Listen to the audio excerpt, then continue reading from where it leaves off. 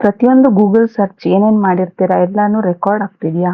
ಅಥವಾ ನಿಮ್ಮ ಗೂಗಲ್ ಏನೇ ಆಕ್ಟಿವಿಟೀಸ್ ಆಗಿದ್ರು ಕೂಡ ಅದು ನಿಮ್ಗೆ ಪದೇ ಪದೇ ಆಡ್ಸ್ ಆಗಿ ನಿಮ್ಗೆ ಬರ್ತಾ ಇದೆಯಾ? ಹಾಗಿದ್ರೆ ಅದನ್ನ ಆಫ್ ಮಾಡೋದು ಹೇಗೆ ಅಂತ ನೋಡೋಣ ಬನ್ನಿ. ಮೊದಲಿಗೆ ನೀವು ನಿಮ್ಮ ಮೊಬೈಲ್‌ನ ಸೆಟ್ಟಿಂಗ್ಸ್‌ಗೆ ಹೋಗಿ ಅಲ್ಲಿ ಗೂಗಲ್ ಅಂತ ಸೆಲೆಕ್ಟ್ ಮಾಡಿ.